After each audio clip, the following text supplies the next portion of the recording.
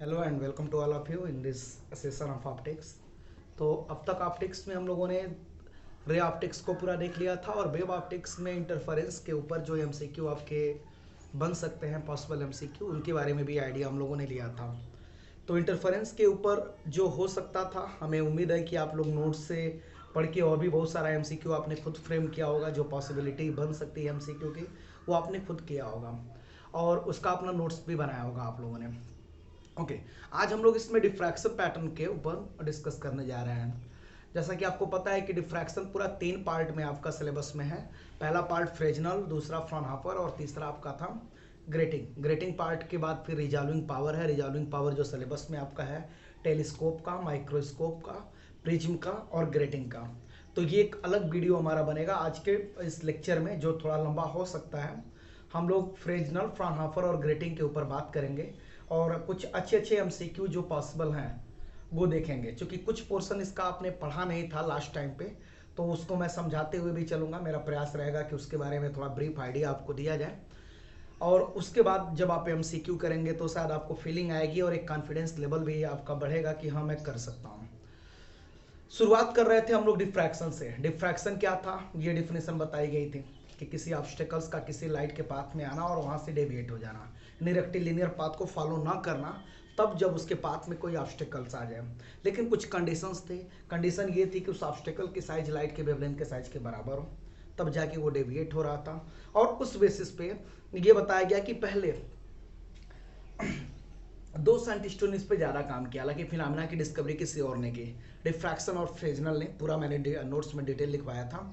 तो फ्रेजनल और Fraunhofer diffraction में डिफरेंस क्या था, यहाँ से आपके 1-2 एमसीक्यू बन सकते हैं कि what is the difference between Fresnel and Fraunhofer diffraction. बताया गया था कि डिफ्रैक्शन के लिए 3 चीज़ों की आवश्यकता पड़ती है। पहला ये सोर्स, फिर आपका डिफ्रैक्टिंग एलिमेंट और तीसरा आपका स्क्रीन जहाँ पे आप पैटर्न देखते हैं। उस बेसिस पे कहा गया कि अगर सोर्स और स्क्रीन के बीच का डिस्टेंस फाइनाइट है तो वहाँ पे डिफ्रैक्टिंग एलिमेंट से फाइनाइट डिस्टेंस पे रखा गया हो तो वो फ्रेजनल था, और अगर इनफाइनाइट डिस्टेंस पे रखा गया हो तो वो क्या था, फ्रॉनहोफर था। फिर उसी तरीके से कहा गया था कि फ्रेजनल में जो सबसे इंपॉर्टेंस आपका रखता है वो डिस्टेंस रखता है, जबकि फ्रॉनहोफर में एंगुलर इंक्लाइनेशन। फिर तीसरा कहा गया कि अगर हम फ्रेजनल की बात करें तो यहाँ पे जो वेव फ्रंट आपका आता है या तो वो स्फेरिकल होगा या तो सिलेंड्रिकल होगा। But in the case of Fraunhofer diffraction, क्योंकि सोर्स आपका इनफाइनाइट डिस्टेंस पे मानते हैं सोर्स और उसका स्क्रीन के बीच का, तो वहां पे जो आने वाली वेव फ्रंट होती है वो प्लेन वेव फ्रंट होती है। वेव फ्रंट क्या है डिटेल मैंने बताया था, आप क्लास 11-12 में भी डिस्कस पढ़े होंगे एक बार। और इसके अलावा फ्रेजनल और फ्रॉनहोफर में और भी अंतर आपका था कि फ्रेजनल केवल अप्रॉक्सीमेटेड केस होता है जो हमारा सॉल्यूशन है, लेकिन डिफ्रैक्शन का जो फ्रॉनहोफर केस है वहाँ पे हमने कहा था कि वो काफ़ी टेडियस है और मैथमेटिकली थोड़ा सा डिफिकल्ट है, मैथमेटिकल कैलकुलेशन ज़्यादा था।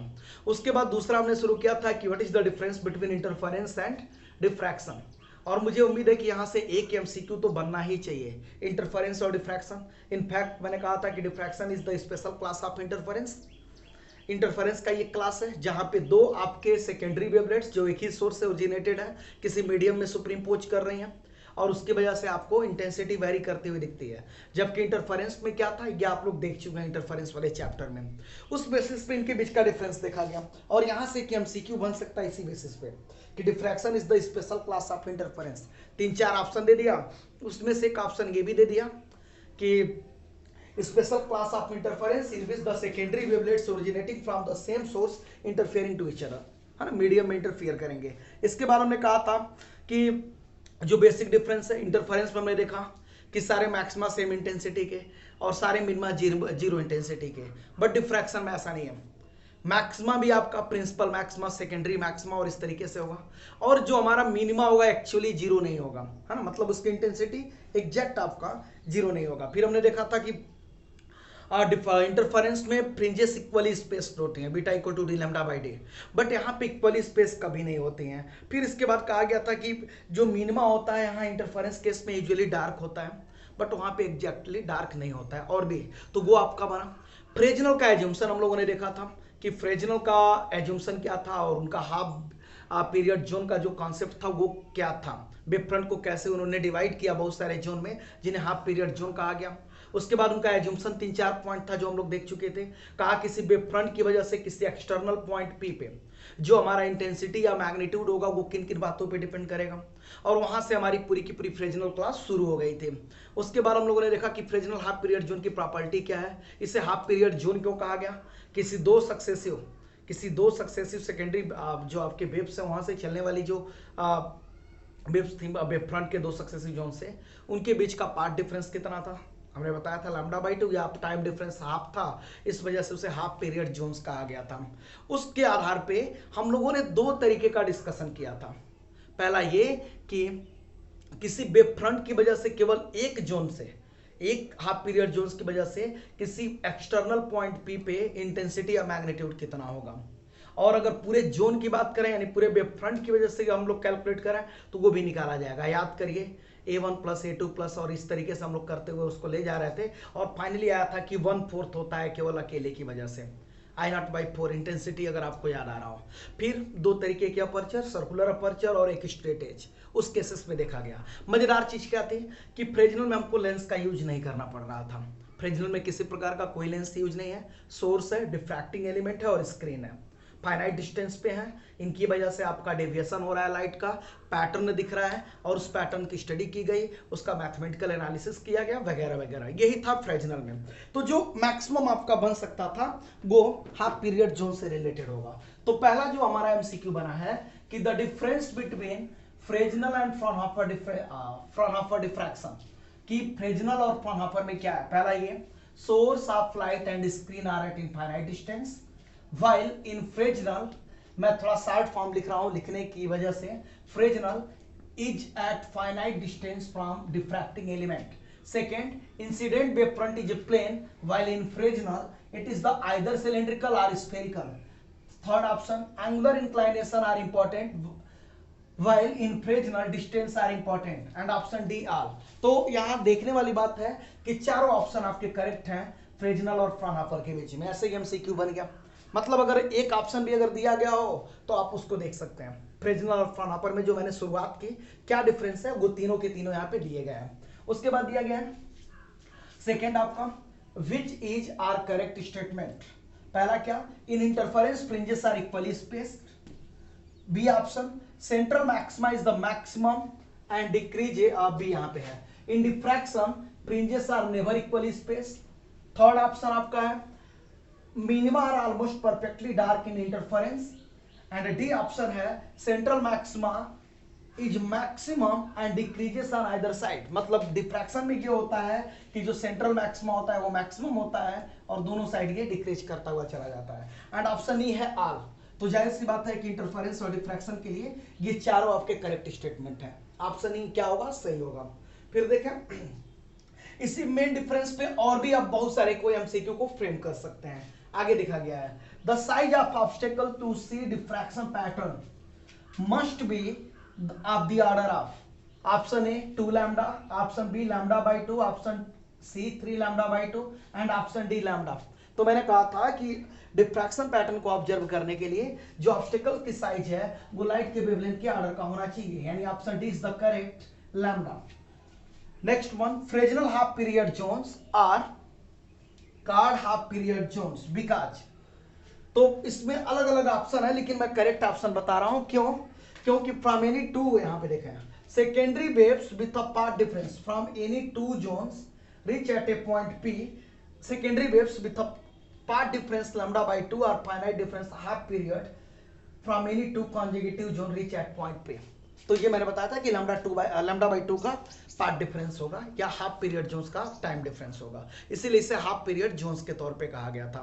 ओके, अब फ्रेजनल की जो हाफ पीरियड जोन का कॉन्सेप्ट था उसमें उन्होंने क्या बताया, मसलन उसका रेडियस कितना होगा, फर्स्ट हाफ पीरियड जोन्स का area, second half period zones का area, third half period zones का एरिया, सेंटर से लेके कैसे निकालेंगे, मैंने पूरा फिगर के थ्रू आपको वहां पे क्लास में डिस्कस किया था कि क्या एक्चुअल में हो रहा है। तो उस पर क्या क्या एमसीक्यू बन सकते हैं उनको भी देखेंगे। तो जो आगे बन सकता है एमसीक्यू उसके बारे में देखते हैं। Radii of half period zones are directly proportional to, option A lambda, option B root lambda, option C N, option D root N and option E both B and D. B और D दोनों सही है। तो जाहिर सी बात है कि जो हाफ पीरियड जोन्स हमने ड्रॉ किया था उसका रेडियाई मैंने क्या बताया था, आर्यन, और ये था रूट एन बी लैम्डा, जो कि केवल और केवल एन पे डिपेंड करता था। तो इस प्रॉब्लम को दो तरीके से पूछा जा सकता है। पूछा जाएगा कि the radii of half period zones are directly proportional to, पहला square root of natural number, odd natural number का स्क्वायर रूट, और इस तरीके से घुमा के पूछा जाएगा। मैंने एक चीज ऐड किया हुआ है कि लैम्डा पे भी डिपेंड करता है। Aldous for given source lambda आपका कांस्टेंट होगा, बी जो कांस्टेंट था ही था, तो यहाँ पे केवल और केवल एन पे डिपेंड करेगा। बट यहाँ इस केस में बी और डी दोनों करेक्ट होंगे, रूट एन पे भी डिपेंड कर रहा है और रूट लैम्डा पे भी। और एन क्या, नंबर ऑफ जोन्स है ना, किस जोन से आप उस पॉइंट पे कैलकुलेट कर रहे हैं। फिर आगे क्या कह रहा है, the area of third half period zones and fifth half period zones are, यानी कि थर्ड हाफ पीरियड जोन्स और फिफ्थ हाफ पीरियड जोन्स का एरिया कितना होगा। ऑप्शन ए है कि डिफरेंट होगा, तीसरे का कम और पांचवे का ज्यादा होगा। ऑप्शन बी कह रहा है कि सेम होगा, ऑप्शन डी कह रहा है कि कुछ नहीं होगा, तो और ऑप्शन डी कह रहा है कि some time same and some time different. ये चार ऑप्शन है। तो मजे की बात है कि घुमा के दिया जा रहा है। ये घुमा के इसलिए दिया जा रहा है क्योंकि हमें पता है कि प्रेजेंट हाफ पीरियड जोन्स का जो टोटल एरिया था that was the constant and having a value pi B lambda.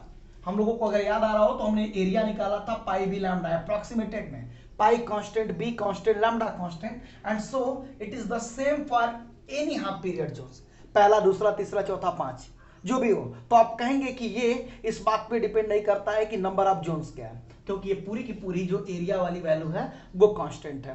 Clear है मेरी बात। तो एक एमसीक्यू बना। फिर आगे, the magnitude at point P due to a single half period zones is given by, किसी सिंगल हाफ पीरियड जोन्स की वजह से किसी एक्सटर्नल पॉइंट पी पे, ओके, तो किसी एक पर्टिकुलर जोन की वजह से एक्सटर्नल पॉइंट पी पे जो रिजल्टेंट एम्पलीट्यूड था, या दूसरे शब्दों में कह लीजिए मैग्नीट्यूड था, वो किन किन फैक्टर पे डिपेंड करता था। तो वो यहां पे दिया गया है, pi lambda 1 plus cos theta, pi lambda 1 plus sine theta, pi lambda 1 plus cos theta का whole square, and option D जो मैं जनरली नन रखता हूं, नन ऑफ दिस, तो वो भी आपका यहां दिया गया है। जाहिर सी बात है कि ऑप्शन ए करेक्ट है। यहां से दो तरीके से पूछा जाएगा कि किसी पर्टिकुलर पॉइंट पे, किसी पर्टिकुलर हाफ पीरियड जोन्स की वजह से जो मैग्नीट्यूड है वो किन किन फैक्टर पे डिपेंड करता है। याद करिए, एवरेज डिस्टेंस कैलकुलेट करवाया था मैंने, एरिया कैलकुलेट करवाया था, और एक और फैक्टर मैंने लास्ट में तीसरा पॉइंट लिखवाया था, obliquity factor 1 plus cos theta.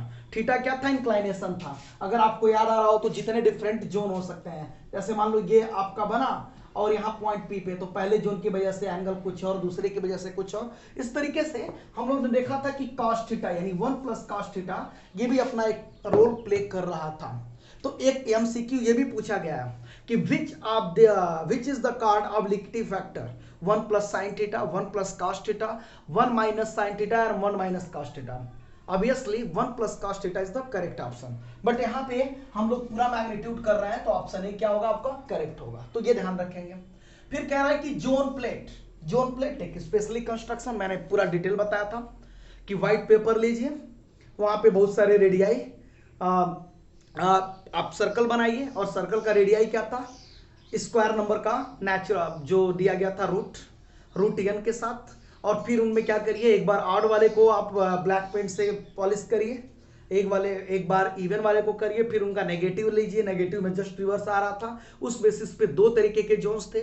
यहाँ पे भी न्यूमेरिकल बन सकता है कि कौन सा आपका पॉजिटिव जोन होता है और कौन सा आपका नेगेटिव जोन होता है। तो आपको पता है कि पॉजिटिव जोन में क्या होता है और नेगेटिव जोन में क्या होता है। इन नेगेटिव जोन में odd zone appears transparent and even zone appears black. पूरा बड़ा बड़ा सा फिगर मैंने बनवाया था 1 2 3 4 5 नंबरिंग करा के। और इसी तरीके से पॉजिटिव जोन में क्या था ये भी आपने देखा था। फिर ये कहा जाता है कि जोन प्लेट किस प्रिंसिपल पे काम करता है, तो आपका ऑप्शन होगा कि it's works on the principle of Fresnel half period zones, जहां पे अल्टरनेट जोन से लाइट को जाने दिया जाता है और बाकी जोन लाइट को ऑब्स्ट्रक्ट करते हैं। मतलब वन जाने देगा, दूसरा नहीं, तीसरा जाने दिया, चौथा नहीं, और इस तरीके से उसका डिजाइनेशन होता है। इस पे जोन प्लेट पे बहुत सारे आपके न्यूमेरिकल आ सकते हैं। फिर कहा जाएगा कि जोन प्लेट का जो रेडियाई है वो तो कहेंगे रूट नेचुरल जो नंबर है उसका स्क्वायर रूट। बाद में हम लोगों ने प्रूव भी किया था कि कैसे नेचुरल नंबर के स्क्वायर रूट पे डिपेंड करता है। फिर जोन प्लेट कैसे काम कर रहा है तो वर्किंग में थोड़ा बहुत देख लेंगे। आप कहेंगे कि ये कॉन्वेक्स लेंस के तरीके से काम करता है। ऑलवेज रिमेंबर, एक बार ये ऑप्शन दे दिया गया कि zone plate act as a concave lens, convex lens, multiple convex lens and multiple concave lens. Option is the multiple convex lens. और मल्टीपल कॉन्वेक्स लेंस का अपना फोकियाई भी था, Fn equal to Rn square upon n lambda, जहां n वगैरह निकाला गया था, अगर आपको याद आ रहा हो तो। और उस जोन प्लेट के लिए पूरी की पूरी थ्योरी दी गई थी। फिर कहा गया कि जोन प्लेट और लेंस में क्या डिफरेंस है, क्योंकि जोन प्लेट में भी आप जोन प्लेट के सामने एक ऑब्जेक्ट रखे उसका इमेज बना, बट यहाँ पे डिफरेंट फोकल लेंथ आपके क्रिएट हो रहा है। लेकिन अगर सिंगल लेंस की बात करें तो वहां केवल एक और एक आपका फोकल लेंथ था। तो आगे प्रॉब्लम जो आएगा वो क्या है, zone plates works on the principle of, yes obviously option is the correct, Fresnel half period zones. Okay, zone plate act as a multiple foci with focal length, तो यहाँ पे ऑप्शन करेक्ट है Rn square by n lambda. And yes this is the important for numerical. जैसे कि मान लो तुमसे ये कह दिया जाए कि जोन प्लेट का रेडियाई गिवन है और किसी पर्टिकुलर लाइट को दे दिया गया, कहा तीसरे हाफ पीरियड जोन्स का आप वो कैलकुलेट करिए, क्या फोकल लेंथ, तो आप कर सकते हैं। तो न्यूमेरिकल के लिए ये ज्यादा इंपॉर्टेंट है। और अगर मान लीजिए तीसरे चौथे पांचवें छठे के लिए दिया जाए तो याद करिए लिखवाया था Rn square upon 2p minus 1 lambda. चौथे के लिए तो 2p चौथा, यानी कि 2 इंटू पी यानी 2 इंटू 4 8 माइनस 1 7 लैम्डा। इस तरीके से मैंने कैलकुलेट करवाया था, तो उसको भी आप जरूर देखेंगे। Okay, zone plate act as a कैसे काम करता है, concave lens, convex lens, both and none, yes convex lens के तरीके से काम कर रहा है। और उसका जो फोकल लेंथ है वो यहाँ पे गिवन है Rn square by n lambda. Resultant intensity due to a single slit, एक सिंगल स्लिट की वजह से। एक चीज और आपका पूछा जाएगा जो मैं यहाँ पे ओरली बस डिस्कस कर रहा हूँ, केवल एक वेब फ्रंट की वजह से। हमने बताया था कि अगर हम पूरे वेब फ्रंट की वजह से किसी एक्सटर्नल पॉइंट पी पे रिजल्टेंट मैग्नीट्यूड निकालते हैं तो पहले मुझे ये करना पड़ेगा कि अलग अलग जोन की वजह से निकालें, फिर उसको एक साथ ऐड करें, ऑड वाला इवन वाला, ऑड वाला इवन वाला, याद आ रहा हो आपको। और फाइनली मैंने देखा था कि जो टोटल रिजल्टेंट आ रहा था वो अकेले 1/4 पहले की वजह से आ रहा था, बाकी ऊपर वाले जोन का असर कम था। तो इस पे भी आपके एमसीक्यू बने हैं या बन सकते हैं। Okay, resultant intensity due to a single slit. अब फ्रॉनहाफर में हम लोग एंट्री कर गए, सिंगल स्लिट की वजह से रिजल्टेंट आपका एम्पलीट्यूड कितना होगा, तो ये वाला आप हमेशा याद करके चलेंगे, a square sine square alpha upon alpha, है ना। तो यहाँ पे हम लोगों ने देखा था कि ये सिंगल स्लिट की वजह से, और सिंगल स्लिट की वजह से इसका क्या मतलब था, स्क्वायर में ये अल्फा स्क्वायर भी था नीचे, एम्पलीट्यूड और इंटेंसिटी। अगर मैं एम्पलीट्यूड लिखूं तो ये साइन अल्फा अपॉन अल्फा, और याद करिए अल्फा की अपनी एक वैल्यू दी गई थी पाई लैम्डा ए साइन थीटा, और सिंगल स्लिट की बात की गई थी तो फ्रॉनहाफर केस है। यहां से हम लोगों ने देखा था यहीं पे लेंस था, लाइट आ रही थी और फिर डिफ्रैक्ट होके कैसे आपका पैटर्न बन रहा था वो सब कुछ देखा गया था। ओके, फिर कह रहा है direction of maxima due to a single slit, direction of minima, direction of maxima मतलब सेकेंडरी मैक्सिमा, फिर इसी तरीके से सेंट्रल मैक्सिमा कहां मिलेगा, उसका पोजीशन क्या होगा, ये सब आप सिंगल स्लिट में देखे थे। और सिंगल स्लिट के एक्सपेरिमेंट में हम लोगों ने एक छोटा सा फिगर भी बनाया था, मतलब कुछ इस तरीके का आइडिया दिया गया था, मैं ऊपर इरेज करके बता रहा हूं।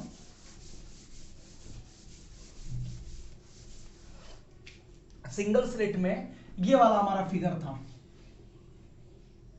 सॉरी इस तरीके से ये आपका दिया गया था, central maxima, secondary maxima, minima, minima और इस तरीके से। और फिर हमने बताया था कि इनका पोजीशन क्या है। सेंट्रल मैक्सिमा कहा गया था कि अल्फा इक्वल टू 0 पे लाई करेगा, फिर इसी तरीके से मिनिमा जो आपके लाई करेंगे प्लस पाई, प्लस 2 पाई, प्लस 3 पाई, और जो मैक्सिमा थे सेंट्रल मैक्सिमा उनका क्या था, या सेकेंडरी मैक्सिमा का वो था 3 पाई बाई 2, यहां पे क्या था माइनस 3 पाई बाई 2, जैसे इधर प्लस में था उधर आपका पॉजिटिव में था।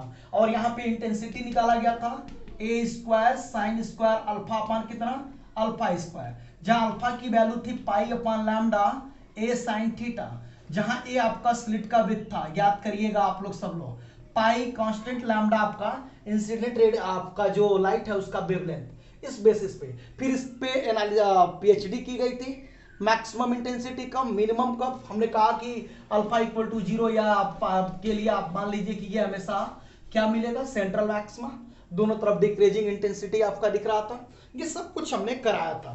तो यहां से पॉसिबल एमसीक्यू सिंगल स्लिट में पहले पूछेगा कि फ्रॉनहाफर डिफ्रैक्शन में कितने लेंस यूज होते हैं, सर 2 लेंस यूज होते हैं, जाहिर सी बात है। फिर उसके आगे भी फ्रॉनहाफर डिफ्रैक्शन में सिंगल स्लिट की वजह से इंटेंसिटी कितना है मैंने बताया, कंडीशन पूछ दिया, मैक्सिमा की कंडीशन क्या थी, मिनिमा की कंडीशन क्या थी, तो याद करें मिनिमा के लिए मैंने लिखा था ए साइन थीटा प्लस माइनस यम, अगर देखा ध्यान से कंडीशन की मैं बात कर रहा हूं, प्लस माइनस यम लैम्डा, ये आपका दिया गया था। ये हमारा था मिनिमा के लिए।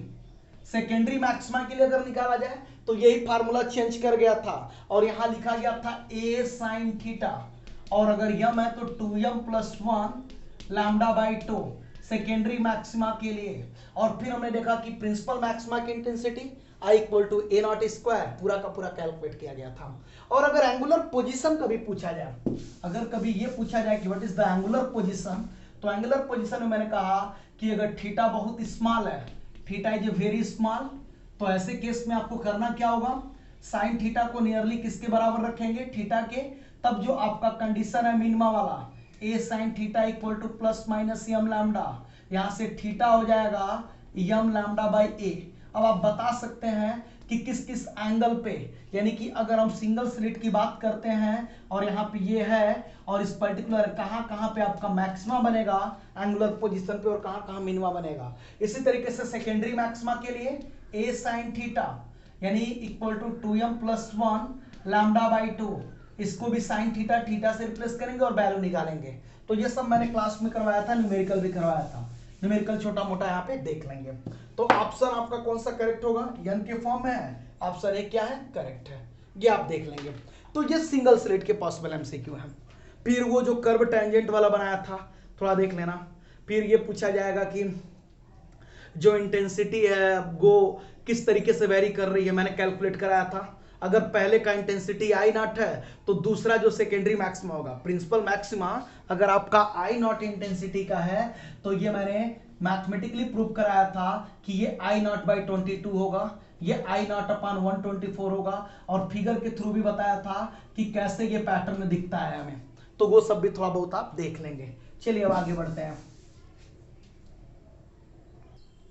तो आगे हम लोग क्या देखेंगे फिर, फ्रेजनल और फ्राउनहोफर के। यहाँ पे आपका जो दिया गया है कि what is the variation in pattern observe for single slit Fresnel diffraction then single slit Fraunhofer diffraction. मैं बोल रहा हूँ क्योंकि मैं ज़्यादा लिखना पसंद नहीं करता हूँ, इसलिए कुछ चीज़ों को आप लोग सुनेंगे तभी आपको समझ में आएगा ना। जैसे कि यहाँ पे ये पूछा गया है कि क्या पैटर्न आपका अलग होता है, what is the variation in pattern observe for single slit Fresnel diffraction then single slit Fraunhofer diffraction. पहला ये है कि the pattern is not hyperbolic, option B the fringes are too thin, option B the region of minimum intensity is not completely dark, and yes option C आपका correct है। इसलिए क्योंकि जब हम लोग बात करते हैं फ्रेजनल वाले में, तो फ्रेजनल में हम लोगों ने देखा था कि जो मिनिमम इंटेंसिटी वो कंप्लीटली डार्क नहीं है, हाँ। और यही चीज वहां पे सर्कुलर अपर्चर वाले केस में दिखाया गया था। सर्कुलर अपर्चर से जब आपकी लाइट पास कराई जा रही थी तो आपने देखा कि जो सेंट्रल पॉइंट है डार्क ब्राइट, ये इस बात पे डिपेंड करता था कि कौन सा नंबर ऑफ जोन्स वहां से पास कर रहा है। एनीवे आगे बढ़ते हैं। Intensity at point P due to wave front is how many times due to the first half period zones. और मैंने जस्ट अभी बताया था कि कितना होगा, और ये था हाउ मेनी टाइम्स का मतलब 1/4, I equal to I naught by 4, अगर आपको याद आ रहा हो। कंप्लीट वेव फ्रंट की वजह से जब हम किसी एक्सटर्नल पॉइंट P पे निकाल रहे थे तो हम लोगों ने देखा था ऑड इवन मैक्सिमम कैंसिल हो गए थे, और 1/4 आपका आ रहा था केवल एक जोन की वजह से जो दिया गया था।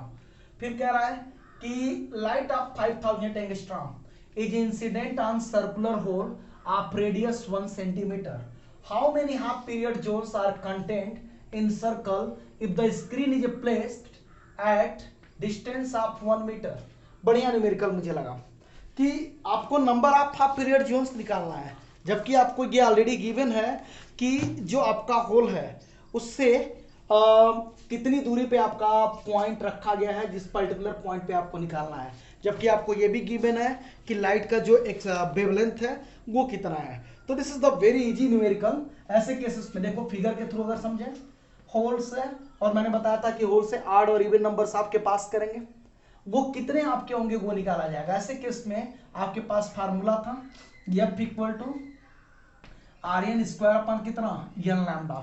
इस फार्मूले का भी यूज करके आप सीधे सीधे कर लेंगे, नहीं तो जो ये, हालांकि ये तो फोकल लेंथ से रिलेटेड है ना, तो ये जोन प्रिंट वाले में, या नहीं तो मैंने ये बताया था कि जो रेडियस है वो किस पे डिपेंड करता है, R, और ये था n b लैम्डा रूट के साथ, यहाँ n निकालना है, जबकि b गिवन है, b 1 मीटर है, लैम्डा 5000 एंगस्ट्रॉम है। रेडियस आपका जो दिया गया b गिवन है, r आपका दिया गया है circular of radius 1 centimetre, R भी गिवन है। तो ये कैलकुलेट करेंगे, चूंकि ये नंबर पूछा है तो ऑप्शन एक करेक्ट आएगा। ध्यान दें सब लोग, इसको कर लेंगे और आप आंसर बताएंगे कमेंट सेक्शन में। R N equal to N B lambda, N निकालना है, बी गिवन है 1 मीटर, लैम्डा गिवन है और आर एन 1 सेंटीमीटर। आप इसको चाहे तो यूनिट चेंज करें या एंगस्ट्रॉम को सेंटीमीटर में रखा है, बाकी सब सेंटीमीटर में है ही है, कन्वर्ट कर सकते हैं। फिर कह रहा है कि the below figure shows that, इस पे हम 2-4 एमसीक्यू जो मुझे लगता है बन सकते हैं, कि आपको पूरा का पूरा पैटर्न नहीं दिखाया जाए और फिर फाइनली आपसे पूछा जाए कि कौन क्या है। ये बन सकता है इस तरीके का। अभी मैंने ग्रेटिंग की बात नहीं करी है। तो देखो ये जो पहला पैटर्न है, अगर आपको याद आ रहा हो, तो ये आपका दिया गया एक्सपोज पोर्शन की वजह से इंटेंसिटी, सब पे मैंने वाई एक्सिस पे इंटेंसिटी माना हुआ है एक्सपोज पोर्शन। आपने देखा कि इंटेंसिटी मैक्सिमम होगा या मिनिमम होगा, इस बात पे डिपेंड करेगा कि कौन सा जोन पास कर रहा है, इवन ऑड इवन जो भी है, क्लास में मैंने बताया था, उसके बेसिस पे निकालेंगे। तो पहला तो ये बता रहा है कि intensity versus number of expose portion, और नंबर किसका, हाफ पीरियड जोन्स का, इवन जा रहा है या ऑड जा रहा है, मैक्सिमम पहले की वजह से और फिर कंटिन्यूअस कम होता चला जाता है। और ये हाफ पीरियड जोन्स का भी था, जो इंटेंसिटी पहले जोन की वजह से होता है वो दूसरे तीसरे चौथे की वजह से नहीं होता है, कंटिन्यूअस डिक्रीज करता चला जाता है। सेकेंड फिगर किसको बता रहा है, सेकेंड फिगर बता रहा है सिंगल स्लिट एक्सपेरिमेंट को। सिंगल स्लिट एक्सपेरिमेंट में जैसा कि अभी मैंने जस्ट डिस्कस किया कि principal maximum maximum intensity, secondary maximum और इंटेंसिटी आपका कंटिन्यूअस डिक्रीज करेगा। इनका पोजीशन, मैक्सिमा का क्या डायरेक्शन था, मिनिमा का क्या था, सेकेंडरी मैक्सिमा का क्या था, ये सब कुछ बताया जा चुका है। And this is the for double slit experiment, double slit experiment. तो इसका क्या है अभी हम लोग आगे डिस्कस करेंगे। बताया गया था कि इंटरफेरेंस भी होता है और डिफ्रैक्शन पैटर्न भी होता है, और इसलिए ये फिगर हम लोग ड्रॉ किए थे, अगर आपको याद आ रहा हो। खैर आगे हम लोग बात करेंगे इस पे। What is the missing order for double slit Fraunhofer diffraction if the slit width are 0.2 millimeter and separated by 0.6 millimeter? बढ़िया न्यूमेरिकल मुझे लगा। कह रहा है कि मिसिंग ऑर्डर क्या होगा, मिसिंग ऑर्डर या एब्सेंट स्पेक्ट्रा क्या होता है। डबल स्लिट एक्सपेरिमेंट में हम लोगों ने देखा कि दोनों चीजें साथ साथ हो रही हैं। डबल स्लिट, चूंकि 2 स्लिट है, वहां से लाइट आ रही है, तो इंटरफेरेंस पैटर्न जैसे YDSC हुआ था यंग डबल स्लिट एक्सपेरिमेंट, और चूंकि एक आपके एक ही स्लिट के हर एक पॉइंट्स सोर्स के तरीके से काम कर रहे हैं, सेकेंडरी वेव्स जनरेट हो रही हैं हर एक पॉइंट से, मीडियम में आगे की तरफ बढ़ रही हैं, तो डिफ्रैक्शन भी हो रहा है, यानी दोनों फिनोमेना साथ साथ होता था। तो अब पैटर्न में जो दिखा वो इंटरफेरेंस भी दिखा हुआ, डिफ्रैक्शन भी। लेकिन मजेदार बात क्या थी, मजेदार बात ये थी कि डिफ्रैक्शन पैटर्न का प्रिंसिपल मैक्सिमम इंटरफेरेंस के मैक्सिमा से जो पहला ऑर्डर मैक्सिमा था उससे कॉन्साइड कर दिया, और ये मैक्सिमम इंटेंसिटी का था। और इसी केस में और भी देखा गया, इस चक्कर में इंटरफेरेंस पैटर्न का कुछ ऑर्डर मिस कर जाता है, कॉन्साइड कर जाता है, तो उसे हम लोग क्या बोलते हैं, मिसिंग ऑर्डर। और वो मिसिंग ऑर्डर बोल रहा है किसके लिए कितना होगा। तो आसान था ये, ऐसे न्यूमेरिकल को करने का आसान तरीका क्या है, यहां देखें, स्लिट विथ यानी कि ए गिवन है और ए की वैल्यू हमारे पास दी गई है 0.2 मिलीमीटर, और जबकि सेपरेटेड कितने से, यानी बी गिवन है, ए और बी मैंने बताया था, फिगर अगर आप देखें हैं जो पूरा का पूरा बनवाया गया था, और यहीं से मैंने एक रिलेशन निकलवाया था a plus B upon A equal to, अगर आपको याद आ रहा हो लास्ट टाइम पे, n बाई m। सॉल्व कर लीजिए, a प्लस बी गिवन है, b निकालिए, n बाई m करिए, m की वैल्यू 1 2 3 रखेंगे तो हमें ऑप्शन ए करेक्ट मिलेगा, and that is the correct option A. 4th order, 8th order, 12th order ये मिस करता हुआ चला जाएगा, इसे सॉल्व करेंगे, और सॉल्व करके आप इसे देख सकते हैं आसानी से। यम 1 2 3 निकलेंगे, यन आपका पता चलेगा। एक बात करता था यन इंटरफेरेंस वाले में, और यम किसकी, डिफ्रैक्शन की, वहां से आप देख लेंगे एक बार नोट से। तो ऐसे आपके एमसीक्यू बन सकते हैं न्यूमेरिकल पे बेसिस पे। क्यों आपका मिस कर रहा है ये भी आपको पता है। फिर कह रहा है कि if single slit diffraction pattern operators is immersed in water, then क्या होगा अगर हम लोग इसे पूरी तरीके से इमर्ज कर देते हैं वाटर में। पहला है विथ ऑफ विथ डिक्रीज कर जाएगा सेंट्रल मैक्सिमा का, विथ ऑफ सीएम यानी central maxima decreases, width of central maxima increases, no effect and none. And yes this is the correct option first, कि जो विथ होगा वो डिक्रीज कर जाएगा, क्योंकि सेंट्रल मैक्सिमा का ब्रीथ, हमेशा ध्यान रखेंगे, सेंट्रल मैक्सिमा का जो ब्रीथ है वो डायरेक्ट लैम्डा पे डिपेंड करेगा, और यहाँ लैम्डा डिक्रीज करेगा तो वो भी क्या कर जाएगा, डिक्रीज कर जाएगा।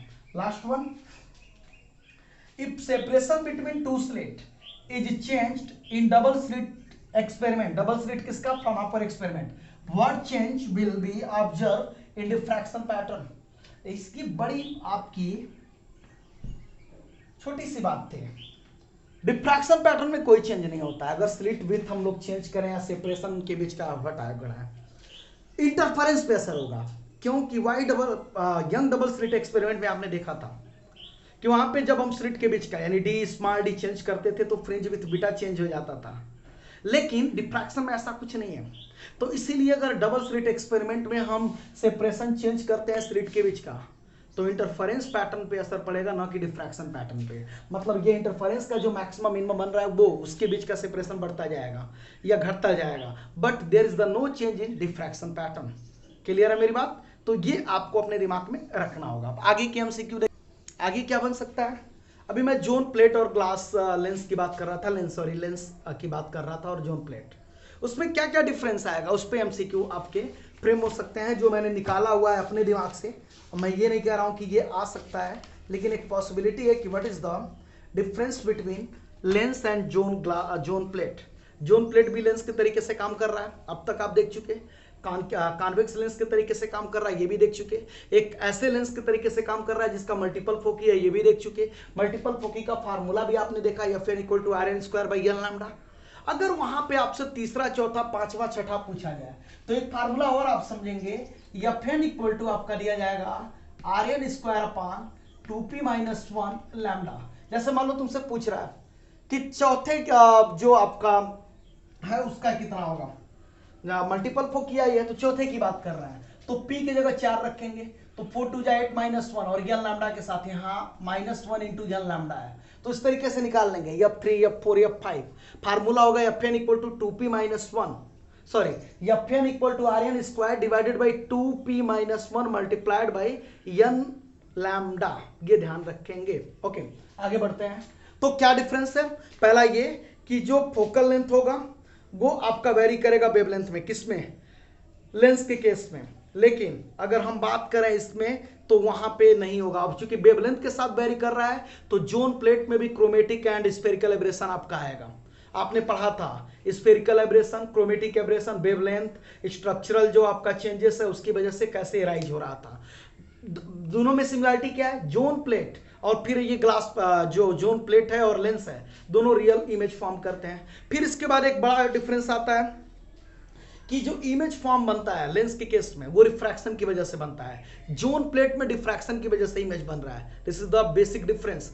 3-4 एमसीक्यू यहां से फ्रेम हो सकते हैं। फिर उसके बाद जोन प्लेट का जो फोकल लेंथ है 1/λ पे डिपेंड कर रहा है, या लैम्डा के इनवर्सली प्रोपोर्शनल है, जबकि वहां डायरेक्टली आपका डिपेंडेंसी दिखा रहा था। सर्कुलर अपर्चर वगैरह में क्या था ये सबको पता है। चलिए ध्यान दीजिए, यहां बढ़िया न्यूमेरिकल है कि the radius of first zone in a zone plate of focal length 20 centimetre, यानी फोकल लेंथ गिवन है F 20 सेंटीमीटर, आप फ्लाइट ऑफ वेवलेंथ लैम्डा भी गिवन है 5000 एंगस्ट्रॉम, और किसकी बात कर रहा है, फर्स्ट जोन की बात कर रहा है। तो कह रहा है कि रेडियस आसान है ये सर, इतना आसान कैसे दे दिए, तो यस आप इसको सिंपली कर सकते हैं और उसके लिए आपको बस एक फार्मूला लगाना है FN = RN²/λ।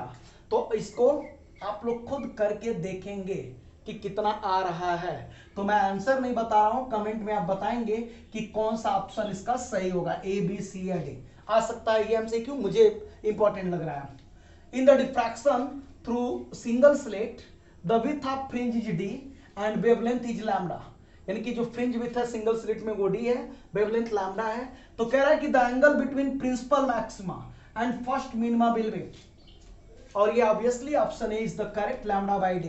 आप एंगुलर सेपरेशन निकालेंगे और मैंने बताया था कि एक बार m+1 और एक बार आप m के लिए निकालेंगे। इसका क्या है, अभी मैंने बताया थीटा को आप बहुत छोटा मानेंगे तो साइन थीटा थीटा में आएगा और वही निकाल लीजिए प्रिंसिपल मैक्सिमा के लिए और फर्स्ट मिनिमा के लिए, और फिर उनका सेपरेशन ले लेंगे। तो ये एक आसान न्यूमेरिकल है जो मुझे लग रहा है कि आप आसानी से कर देंगे, θ = m λ/d। ओके, फिर कह रहा है कि इन double slit experiment the resultant intensity is, अब ध्यान दीजिए रिजल्टेंट इंटेंसिटी आपका पहले से दिया गया था, और यहीं पे मैं अब ऊपर इरेज करता हूं, आप लोग इसे खुद करेंगे।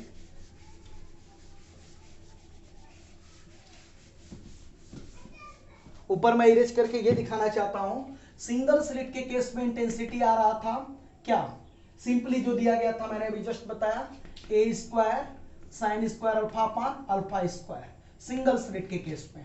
डबल स्लिट के केस में 4a square sine square alpha upon alpha square cos square beta, और इसी तरीके से आगे भी बढ़ेंगे और मैं ग्रेटिंग बढ़ूंगा जहां यन स्लिट आएगा। This is the card diffraction term and this is the card interference terms. और मैंने बताया कि अगर स्लिट में कोई भी चेंजिंग करते हैं तो असर इस पे पड़ता है ना कि इस पे पड़ेगा, और ये डिफ्रैक्शन पैटर्न, दैट्स व्हाई कि जो भी आपने ये ग्राफ पढ़ा था जस्ट कुछ समय पहले, जहां इंटरफेरेंस और डिफ्रैक्शन दोनों साथ साथ आपका दिख रहा था और मिसिंग ऑर्डर वगैरह आ रहा था, वो यहीं से राइज होता है। तो ये चीज हमेशा ध्यान रखेंगे, option A is the correct. In double slit Fraunhofer experiment, central maxima of diffraction patterns also lies along the maxima of, तो मैंने बताया था कि डबल स्लिट में जो प्रिंसिपल मैक्सिमा डिफ्रैक्शन पैटर्न का होता है उसी में आपका इंटरफेरेंस का पहला मैक्सिमा भी लाई करता है, और इसलिए इसकी इंटेंसिटी मैक्सिमम होती है, तो इंटरफेरेंस पैटर्न आपका दे दिया गया है। In double slit Fraunhofer experiment for A equal to B, A equal to B के लिए कौन सा सही होगा, मैंने कॉपी में डायरेक्ट लिखवाया था 2 4 6, वही फार्मूला a प्लस बी, अब यही फार्मूला भी जस्ट बताया था, a plus B upon A equal to N by M. और इस केस में जब a और b इक्वल हो गए तो आपका ऊपर ऊपर खत्म, तो 2 इक्वल टू आ जाएगा एन बाई एम, या यहां से मैं लिखूंगा n इक्वल टू 2m, अगर m 1 रखेंगे तो 2, m 2 रखेंगे तो 4, तो ये ऑप्शन आपका करेक्ट होगा और ये मिसिंग ऑर्डर में आएगा। फिर कह रहा है कि in Fresnel diffraction the relative phase between wave front, जो अलग अलग जोन से जा रही हैं वेव फ्रंट के अलग अलग पॉइंट से, वो हमेशा नॉन कांस्टेंट होता है। क्यों, अलग अलग वेव फ्रंट के लिए रेडियाई अलग अलग हो जाएगी, रोटेशन पे डिपेंड करेगा, और इसलिए अलग अलग जो आपके जोन हैं, अगर मान लीजिए किसी पॉइंट पी पे जा रहे हैं तो अलग अलग डिस्टेंस ट्रैवल करना पड़ेगा जोन से चलने वाली लाइट, इसीलिए कहते हैं कि जो आपका रिलेटिव फोर्स होगा वो कैसा होगा, नॉन कांस्टेंट, वो हमेशा कैसा बना रहेगा, नॉन कांस्टेंट, मतलब कोई चेंजिंग वहां पे होने वाला नहीं है। तो ये तो हम लोगों ने डिस्कस किया डबल स्लिट और इस पे पॉसिबल एमसीक्यूज का। अब ग्रेटिंग है, ग्रेटिंग चूंकि क्लास में आप ज़्यादा पढ़े नहीं थे, 2-4 मिनट मैं उसका एक ब्रीफ इंट्रोडक्शन दूंगा और फिर उस पर न्यूमेरिकल एमसीक्यू और जो बन सकते हैं वो भी होगा, तो फिर हमारा केवल और केवल रिजॉल्विंग पावर होगा। तो हम लोग नेक्स्ट उसको देखते हैं, ग्रेटिंग पैटर्न।